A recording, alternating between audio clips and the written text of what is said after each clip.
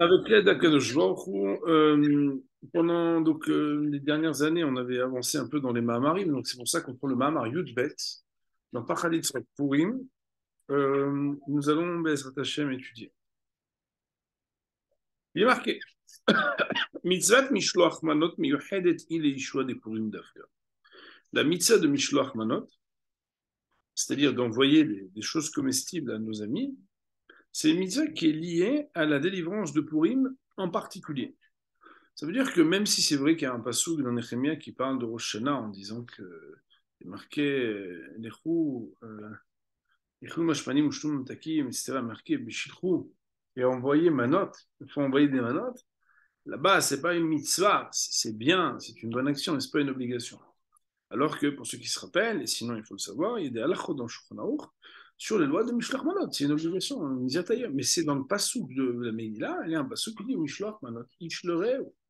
Bon, d'ailleurs, on avait étudié à l'époque au Beth Midrash, le Manot Alevi, Rav Shlomo Alevi El-Kabetz, et Machloket Rishonim, quelle est la raison de Mishloach Manot, tout un sujet à l'époque qu'on avait étudié avec des nafkumin et des incidences. En tout cas, Negalena Pa'am, Hadate Imot Shalev Toem, on va révéler cette fois-ci une des choses succulentes que le cœur déguste, Bekiu Mitzvazu. Dans l'application de cette mitzvah, le Matbea Avodat Hayom Shel Purim, en ce qu'il y a quelque chose qui est scellé en ce jour de Purim. Autrement dit, ce qui fait que cette mitzvah, le jour de Purim n'est pas un autre jour. Je ne sais pas si vous comprenez, on arrive à Rabotai, que bien évidemment, tous les jours de l'année, on a une mitzvah d'être bon avec son ami, quelqu'un qui n'a pas à manger, quelqu'un qu'on peut aider, etc. Et s'il y a une yichoudiou, une singularité le jour de Purim, c'est quelque chose qui a à voir avec le jour de Purim particulièrement que d'envoyer des manotes. Il faut comprendre qu'est-ce qu'il en est. Le Rav nous dit Tida'al melech goïm.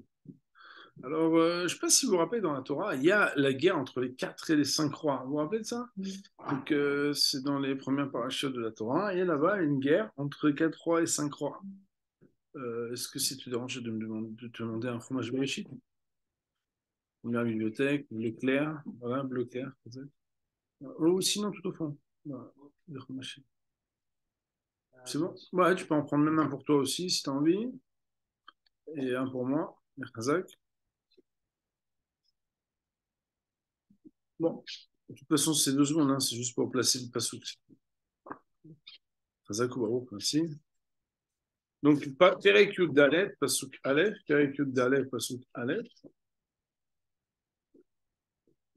Je sais pas vous dire quand même, parce que bon, il y a donc dans le. Ouais. Donc, Perek Yud Aleph, il y a marqué Veï bime Amrafel, donc on est dans la parachat Lechetra, Veï bime Amrafel Melech Shin'ar. Premier roi, Arior Melech Elassar. Deuxième roi, Kedorlaomer Melech Elam. Troisième roi, Vetidal Melech Goïm. Et Tidal, donc quatrième roi. Soumil Hama, ils ont fait la guerre, eux les quatre. Et Bera Melech Sdom, contre, et avec donc Bera qui est le roi de Sodom. Birsha Melech Amora, Shinav Melech Adma, Shem Ever Melech Tsoï, Melech Bela Itzoa. Donc en fait, on nous cite ici des noms des rois. Ok? Et en fait, le Rav, donc c'était juste pour regarder ça, le Rav nous dit Tidal Melech Goïm. Bah, en fait, il y en a un des 4 rois qui s'appelle Tidal, qui s'appelle Tidal Melech Goïm. Aributa Bekani, le Hidouche, la chose inédite qui est dite ici quand on dit Tidal Melech Goïm, Sheyesh Kan Melech Lo Al Shema'ir, au Medina, au Uma Pratit, c'est qu'il y a un roi dont on ne dit pas qu'il est le roi d'une ville ou d'un pays ou d'une contrée, et là, Al Goïm Bichla, mais c'est le roi des Goïm. Melech Tidal Melech Goïm. Le Hazal Pirshulanu et Hachamim nous disent Sheparachazu Oseket Beinyanam d'Arba Malchuyot. Il y a un midrash dans Midrash Rabbah qui fait connecter les 4 premiers rois avec les 4 galouyot. C'est bon?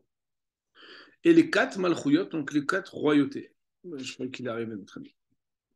Et il dit le Rav Tidal Melech Goïm. Quand on dit Tidal Melech Goïm, Aïnou Romi, on parle de Rome. Chez Amalchut Revi'it, que c'est la 4e royauté, que la 4e royauté elle est différente de toutes les autres galoyotes, Parce qu'habituellement, les trois premières malchouyot, on a vu Babel, ça, donc elles sont chacune seule séparées contre Am Israël. Ça veut dire qu'elles marchent en solo dans leur confrontation avec Israël. Alors que la confrontation de Rome contre Israël, il aura que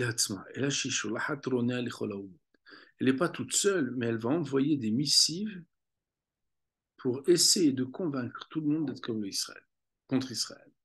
C'est une forme de BDS d'origine. Ça veut dire qu'il y a comme une polémique autour de l'anti-Am Israël, un antisémitisme généralisé. Bien évidemment, ça nous fait penser à une page de l'histoire qui est très triste, il y a 75 ans. On se rappelle que il y a comme ça des Reshoim, Gdolim, qui ont essayé de dire au monde entier qu'il fallait anéantir le Israël. Et il dit le Rav, c'est très intéressant, la reine Nikret Igalutenu. C'est la raison pour laquelle notre galoute, qui est connectée avec, on sait, Edom, Romi, etc., il dit le Rav, Sheba, nous, Netunim, Biadao, Malchut Aravi, parce qu'on sait maintenant qu'on est dans la quatrième galoute. Pe'amim Beshem Galout Romi, Pe'amim Beshem Galout Edom. Des fois, ça s'appelle Romi, des fois, ça s'appelle Edom. Je ne sais pas si tu as déjà réfléchi à ce sujet. C'est intéressant, on n'a jamais pensé à ça. Que la quatrième galoute, le quatrième exil, des fois il s'appelle Romi, des fois il s'appelle Edom. Il dit pourquoi? Chez Miromi Mitpachet, il dit Atronia, chez les Dom Nicolas Omot.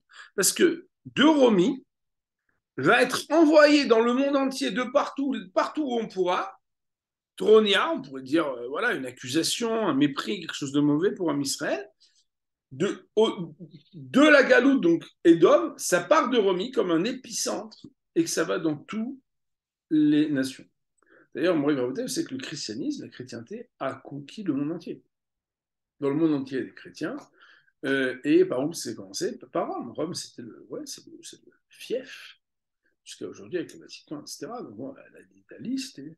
Et pourtant, en fait, il y a eu comme ça des missiles. Alors, le Rav, il nous dit un truc extraordinaire. Il dit oui, mais c'est vrai, mais Rabotai, le Romi Miguel Edom Etor Meler Goïm Beleshon Rabim, c'est que dans Rome, Rome est la manière avec laquelle la galoute de Edom va conquérir les autres nations.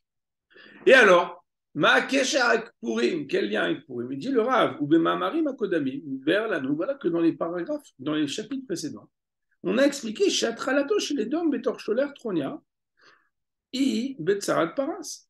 C'est quand qu'on a vu la première fois, on a commencé à envoyer des messages dans le monde entier contre Am Israël pendant la dernière galoute. C'est à Paras. Pourquoi? Vous savez bien, dans les psukim de la Megillah, on dit Medina ou Medina, Kirtava Ve'amam, Kilshono, etc. Ils ont envoyé dans les 127 contrées un message comme quoi il faut anéantir Am Israël. On l'a vu jamais ça dans l'histoire d'Am Israël. Amalek qui vient, il se bat contre Am Israël. Les peuples, ok, une fois, Amon ou Moab, Ken, Balak, Bil'am, en vraie vérité, c'est une fois ça. Mais normalement, on ne fait pas la guerre ensemble.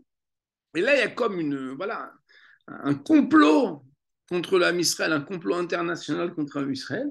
Et c'est quand? C'était à Paras, à l'époque de l'exil, quand on était dans une forme perse, ça veut dire lorsque Bémet, on était dans un galout voilà, qui va être représenté par ce qui s'est passé à l'époque de. C'est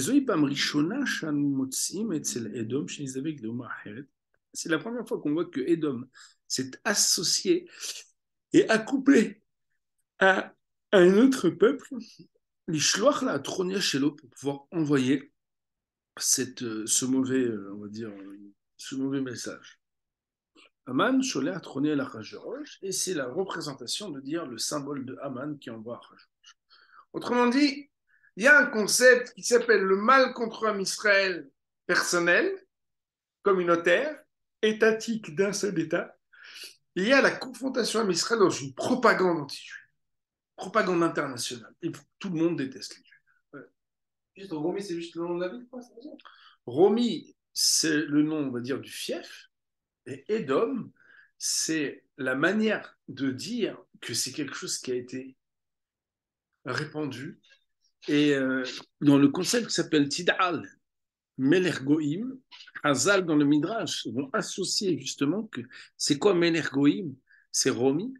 Pourquoi? Parce que Romi, en fait, c'est ceux qui ne se résolvent pas à travailler seuls contre un Israël, mais à créer une propagande générale contre contre un Israël. C'est une manière d'agir. Je ne sais pas si vous vous rappelez dans les classes quand on était petit.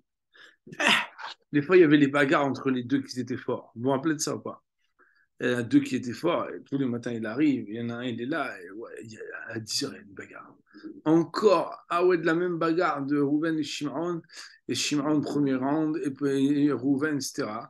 Et des fois, il y avait des bagarres un peu moins comme ça. C'est quoi? C'est un moyen avec un moyen. Qu'est-ce qu'il fait? Alors, si le moyen, il a un grand frère, ou deux cousins, ou si par exemple, il a distribué des bonbons à ses copains, au lieu de venir tout seul, il dit, ouais, salut, tu vas bien? Ouais, je voulais te partager, j'ai un super gâteau là, ouais, truc. Hein.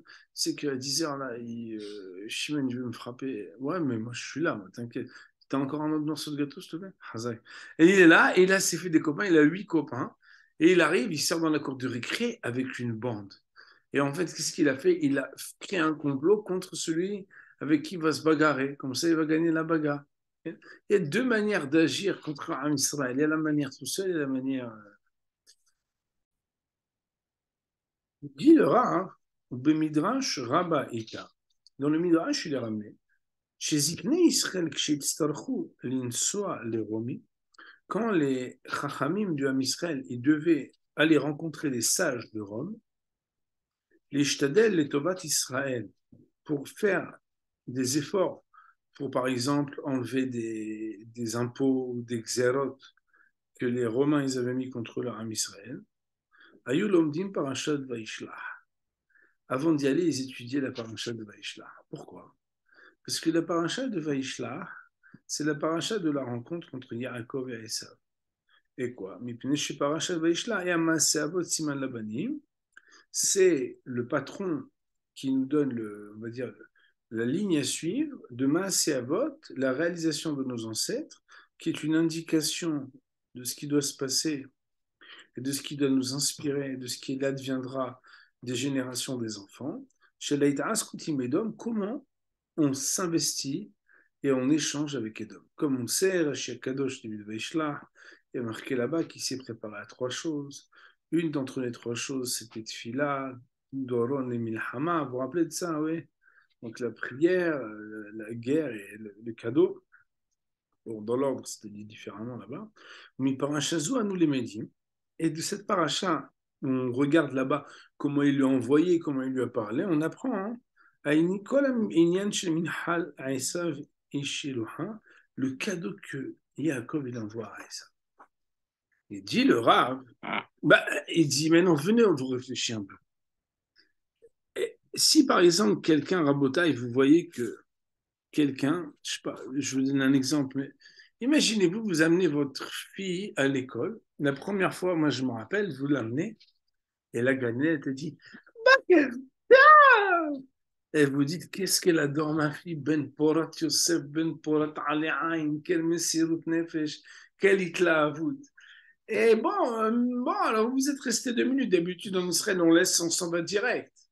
Et là, vous êtes resté. Le problème, c'est que vous avez vu qu'à trois autres personnes, quand ils ont leurs enfants, elle a dit Baguette.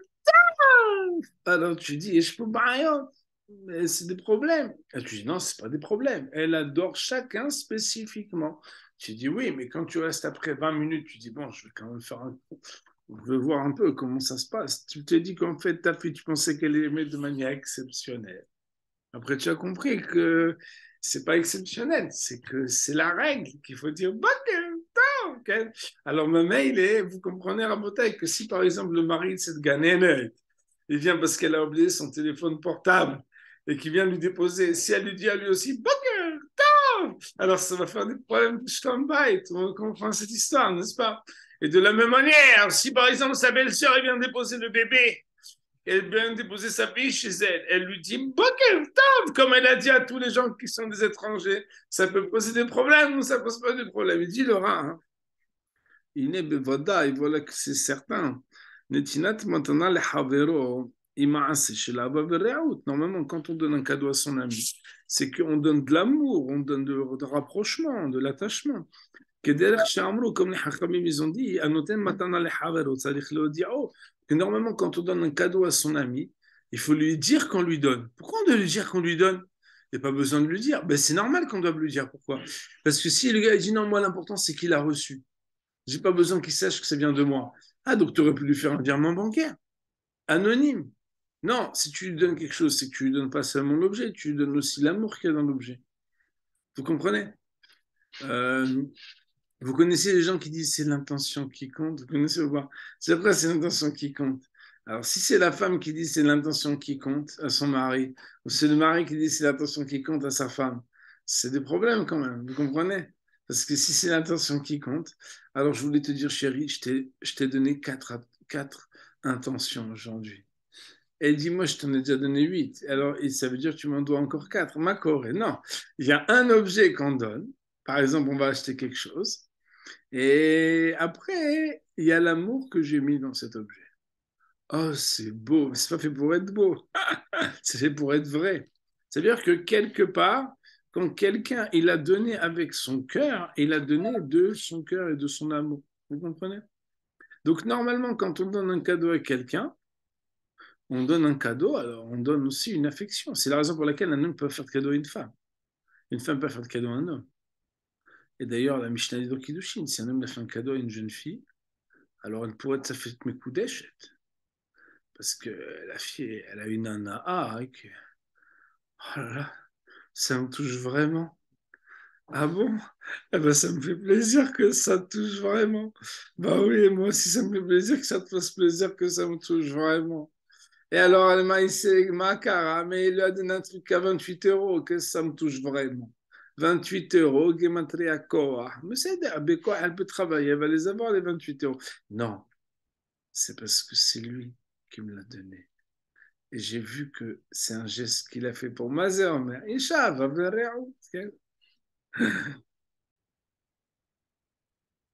il dit le Rav, quand on donne à son ami, on donne de l'amour, on donne de l'affection, on donne de l'amitié.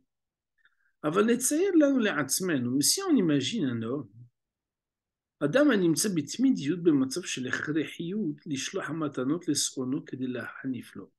Si on imagine qu'il y a un homme que tous les jours il est obligé de donner à quelqu'un des choses d'une manière hypocrite pour le séduire ou pour qu'il se fasse bien voir devant lui. Par exemple, un homme politique. Vous avez déjà vu, par exemple, dans les marchés où il y a des poissonniers et des boulangers qui ont les mains pas très propres, ils prennent des photos et disent Mashlom Khachi. Ils sont comme ça, ils font la photo alors qu'en fait, bon, il n'est pas tellement copain avec le poissonnier, mais ça fait bien, tous les gens là-bas. Il y a Robert le poissonnier, après il va avoir 232 personnes dans la semaine, il va leur dire, vous savez que Bibi Netanyahu, c'est un homme extraordinaire. Ah oui, ça va leur rentrer dans le poisson, il va mettre un peu d'énergie comme ça. Et ça s'appelle la notoriété. Ou bien quelqu'un, il travaille dans une mairie, dans un ministère, ou bien quelqu'un, il veut être bien avec son roche Kollel, avec le rave de la choule, ou avec le docteur, parce qu'il veut des fois pouvoir lui demander des choses, ou avec le pharmacien. Ou bien le gars, il se dit, bon, bientôt je vais avoir une bar mitzvah, je sais que lui, il est traiteur, je vais lui dire bonjour pendant 2 mois, parce que peut-être il va me faire un prix. La personne, on voit qu'elle est hypocrite. Non, si cette personne, elle est hypocrite, alors, car on cherche le badaï, on sait bien, par exemple, ou bien quelqu'un qui est un menteur. Le bonhomme, il te raconte toujours des trucs bizarres. Tout le temps, il est bronzé. Tu l'as vu plusieurs fois. Il a été en fait en face faire des UV. Et il te raconte, ouais, la semaine dernière, je suis parti 3 jours à Tahiti. Et tu lui dis, mais entre l'aller et le retour, c'est 15 heures aller, 15 heures retour. Tu es resté que pour un jour. Ouais, ouais, bah, on a les moyens. Alors qu'en fait, il était faire des UV juste en face. Et tu vois que c'est un gars, il raconte des bêtises. C'est quoi le malheur du menteur? C'est que même quand après il va dire la vérité, tu ne vas pas le croire. Moi, je me rappelle mes enfants, s'ils mentaient, je les appelais convocation spéciale, je dirais, je vais t'expliquer, je ne peux pas te punir. La pire des punitions qui va arriver, c'est que même quand tu vas dire la vérité, on ne va pas te croire. Celui qui ment, même quand il va dire la vérité, on ne va pas le croire. Donc il ne faut jamais mentir à ce shalom. Sinon tu vas me dire, mais papa, je te jure. Tu peux jurer. Mais si tu as menti une fois, mais si tu es un menteur, jure que tu es un menteur. Alors ça, c'est Mida Keneged Mida. Il dit le Rav, alors il y a des problèmes. على كده אותו أدم المصرح להיות רגיל בחילוק מתנות במהלך של שקל בחניפה. Si un bonhomme il est obligé de faire des cadeaux à des gens pour les séduire ou pour se faire bien voir devant eux. Distribution de paquets, distribution de cadeaux, distribution de bons. Il doit comme ça, voilà, faire de la figuration. Alors il y a un problème, pourquoi? C'est pas grave, pas grave, de toute façon maintenant. Ce gars-là, même quand il veut t'envoyer un vrai cadeau d'amitié, il te dit, ah mon cher ami sincère. Tu dis quel sincère, sincère, et lui, tarté de Satré. C'est un menteur, ce gars. Il fait que d'offrir des choses à tout le monde, qu'en réalité, il n'a pas d'amis. Il se moque du monde. Il m'a offert le truc qu'il a offert à tout le monde. Et il fait tout le temps des trucs. C'est pas. Je ne sais pas si vous connaissez, des fois, les gens, ils disent, ouais, tu sais, il m'a fait un prix. Et tu dis, ouais, il t'a fait ça et ça, il t'a donné ça. Ouais. En réalité, ça veut dire que c'est inclus dans le prix. Par exemple, il y a des endroits où tu achètes tellement cher le shawarma qui donne aussi 2 boules de falafel quoi qu'il.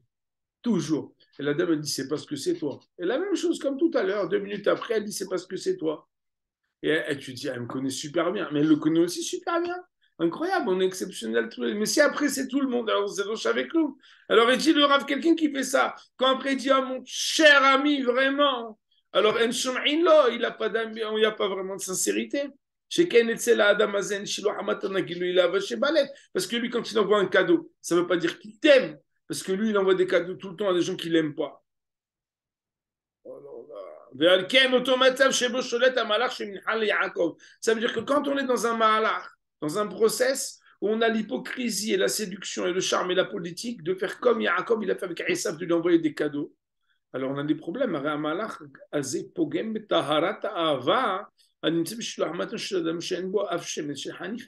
Comment tu peux rester un homme émette que quand tu donnes vraiment, tu restes un homme qui donne vraiment, si en général tu donnes même pas vraiment à des gens que tu n'aimes pas vraiment? Vous comprenez la problématique?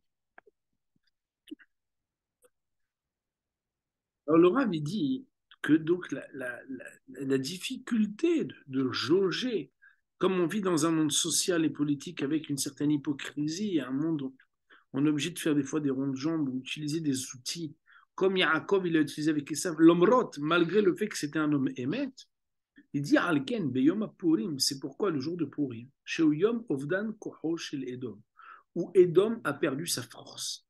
Parce que c'est le jour où, voilà, Aman est détruit. Mais Meil, Enshum Tzorech Linsor les Romi. Ça veut dire que quelque part, si on devait se représenter un symbole, on n'a pas besoin d'aller à Rome. C'est-à-dire qu'on n'a pas besoin de faire semblant ou de jouer d'une hypocrisie ou de donner des cadeaux à celui qui ne le mérite pas. À ce moment-là, Meil, elle l'ont dit Parashat Bashil et Vaishla. Donc on n'a plus besoin d'étudier Parashat Vaishla. On met mail et automatiquement le ce jour-là, il n'y a pas besoin d'envoyer des cadeaux à celui qui n'est pas bon.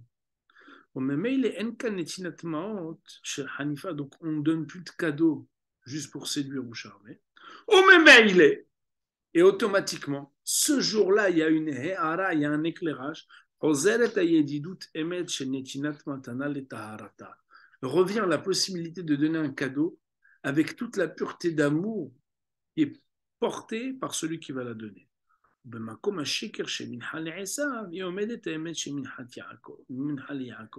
Et à la place de devoir, de manière mensongère, être contraint de donner un cadeau à Esav, on peut au contraire venir et avoir l'authenticité de choisir un juif à qui on va donner un cadeau. Minha le Yaakov, pas minha mi Yaakov le Esav, mais minha d'un juif pour Yaakov.